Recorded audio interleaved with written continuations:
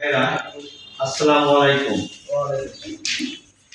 বিষয় গত 27শে ডিসেম্বর 2024 রোজ শুক্রবার আমার বিরুদ্ধে আব্দুস সোবহান গুরু মিথ্যা সাংবাদিক সম্মেলনের প্রতিবাদ।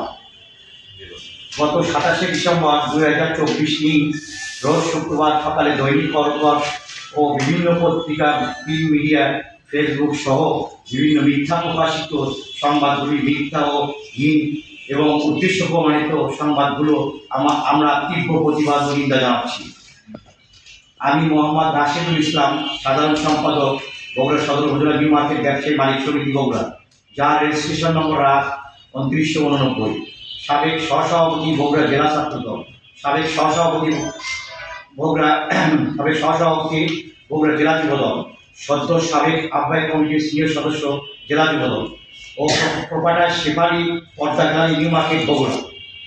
দীর্ঘ 1998 সাল থেকে সুনামের সহিত আমি ব্যবসা পরিচালনা করে আসতেছি।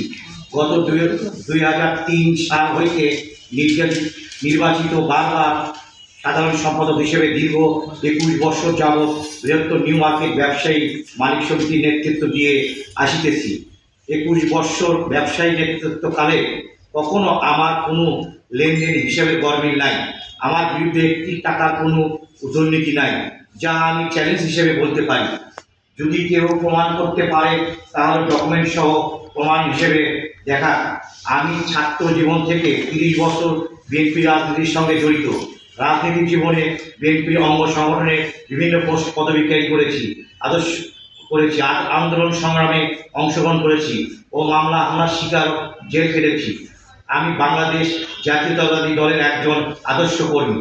গত 27শে ডিসেম্বর 2024 তারিখে আব্দুস সোবহান গুরু সহ যে কয়েকজন কতিপয় ব্যক্তি আমার বিরুদ্ধে মিথ্যা সাংবাদিক সম্মেলন করেছে, তাহারা আওয়ামী লীগের দোষক।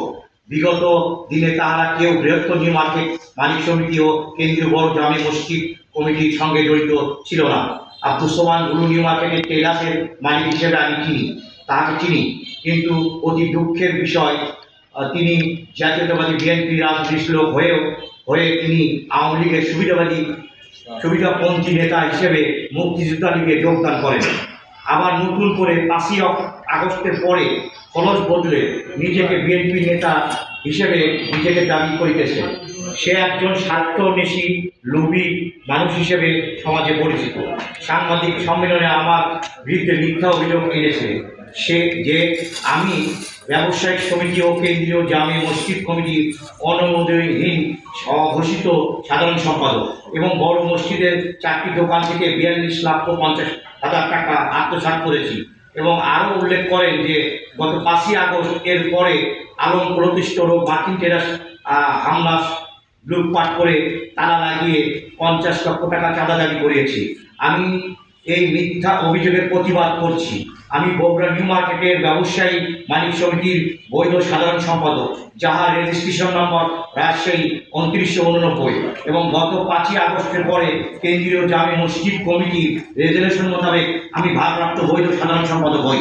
আব্দুস সোবহান গুরু মিথ্যা সাংবাদিক সম্মেলনে উল্লেখ করেন যে 6 অক্টোবর 2013 সালে 4টি দোকান লিজ নিয়ে গিয়ে আমি 42,50,000 টাকা আত্মসাৎ করি, কিন্তু 5ই অক্টোবর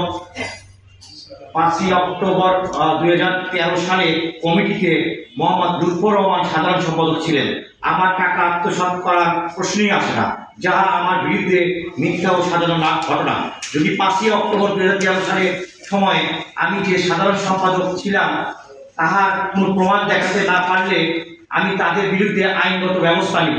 গত 16 সাল হইতে 2024 সালের 5ই আগস্টের আগ পর্যন্ত বগুড়া শহর আওয়ামী লীগের সভাপতি রবি নওয়াজ খান রবি ও জেলা যুবলীগের শীর্ষ সন্ত্রাসী আলহাজ শেখ সহ আলম প্রতিষ্ঠরের বাতেন, মার্কিন প্রতিষ্ঠরের গিয়াস, আওয়ামী লীগের জাকির হোসেন, ফিরোজ খান, রেজাউল করিম, রশিদ সরকার সহ আরও অনেকে কেন্দ্রীয় জামে মসজিদের কমিটি জোর করে দখল করে তাদের মন করা একটি কমিটি গঠন করে জোরপূর্বক অবৈধভাবে পরিচালনা করে। বড় মসজিদের 2 কোটি টাকা 4টি দোকান আত্মসাৎ করে। গত 5ই আগস্ট শেখ হাসিনা পালিয়ে যাওয়ার পরে আওয়ামী লীগ নেতা রবিন খান, আলহাজ শেখ পালিয়ে যায়। ওই 5ই আগস্টের পরে আমি ভারপ্রাপ্ত সাধারণ সম্পাদক হিসেবে দায়িত্ব পালন করা অবস্থায় রবিন খান ও আলাদা শেখের অবৈধ কমিটির কেশিয়ার জাকির খান, আলম প্রতিষ্ঠানের বাতেন, মার্কিন প্রতিষ্ঠানের কিয়াস সহ কমিটির সদস্যদের কাছে বড় মসজিদে আত্মসাৎকৃত 2 কোটি টাকা ও 4টি দোকানের হিসাব দিতে চাপ প্রদান করি। সেই জন্য তারও এই 2টি দোকান তালা লাগায় 50 লক্ষ টাকার চাঁদা দাবি মিথ্যা অভিযোগ করে আমি সহ কয়েকজন প্রতিষ্ঠিত ব্যবসায়ীর নামে 4টি মিথ্যা মামলা করে। আব্দুল সোবহান গুরু মাত্র মিথ্যা এক সাংবাদিক সম্মেলন করে উল্লেখ করে যে বগুড়া শহর বিএনপির সভাপতি হামিদুল হক চৌধুরী হিরুকে জড়িয়ে যেসব কথা বলেছে তা মিথ্যা ও বানোয়াট, কিন্তু এই কথাটি সত্য নয়। কারণ 25শে ডিসেম্বর জোহর নামাজের পরে হামিদুল হক চৌধুরী হিরুর নির্দেশে তৎকালীন আওয়ামী লীগের তুফানের সহযোগী মাথা নাড়া করা আলোচিত ঘটনার ছোট মুন্না ওই মামলার জেল খাটা আসামি অথবা মুন্না বাহিনীর নামে মুন্না, শফিক, নাইক সহ আরও অনেকে বড় মসজিদে আমি সহ আমার ব্যবসায়ীদের উপর অতর্কিতভাবে হামলা চালায়।